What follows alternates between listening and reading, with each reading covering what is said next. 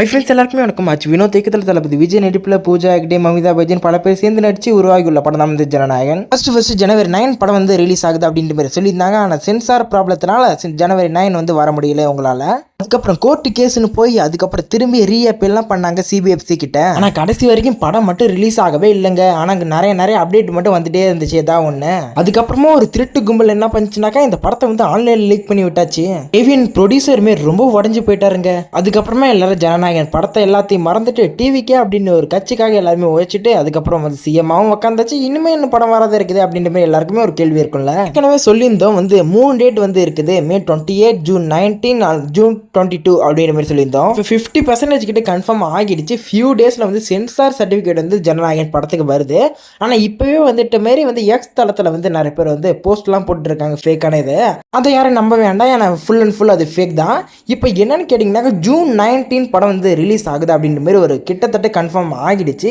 எப்படின்னு கேட்டிங்கனாக்கா டிஸ்ட்ரிக்ட் ஆப்லேயுமே வந்து அதாவது ஒரு booking app, ticket booking app, அதுலேயும் வந்து ஜூன் 19 வந்து அப்படின்ற மாதிரி அப்கமிங் போட்டு வச்சுருக்காங்க. அது மட்டும் இல்லாத நிறைய தகவல் வந்துட்டே இருக்குது. படம் வந்து ஜூன் 19 கன்ஃபார்மாக வந்துடும் அப்படின்ற மாதிரி வந்துட்டே இருக்குது. வெயிட் பண்ணி தான் பார்க்கணும். ஏன்னா படக்குழு கிட்டேருந்து எந்த ஒரு தகவலும் இது வரைக்கும் வரல.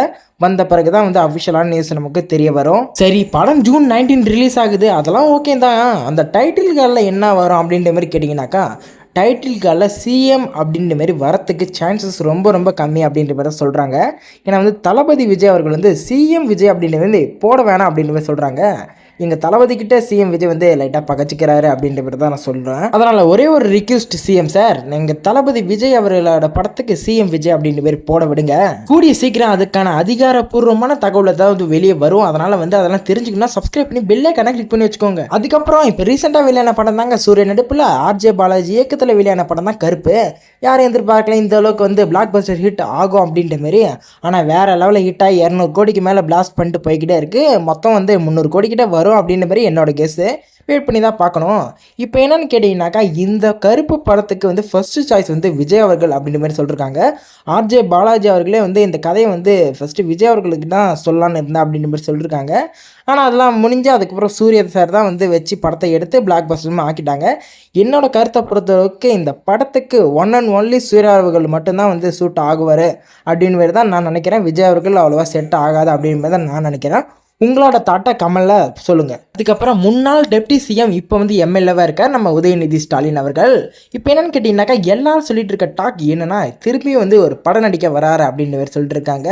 இது வரைக்கும் எந்த ஒரு அஃபிஷியல் அப்டேட்டும் வந்து அவர் தரப்புலேருந்து வரல. எல்லாரும் சொல்லிட்டு இருக்காங்களா, அது உண்மையாக பொய்யான்றது நமக்கு சரியாக தெரிய வரல. சரியாக தெரிஞ்சோடனே அதை கண்டிப்பாக வந்து அப்டேட் பண்ணுறேன். அவ்வளோதான் இந்த வீடியோ பிடிச்சா லைக் பண்ணுங்கள். மறக்காமல் சேனலுக்கு புதுசாக தான் சப்ஸ்கிரைப் பண்ணிவிட்டு அப்படி பெல் ஐக்கானை கிளிக் பண்ணி வச்சுக்கோங்க. நான் போடுற ஒவ்வொரு வீடியோ உங்களுக்கு நோட்டிஃபிகேஷனாக வந்துடும்.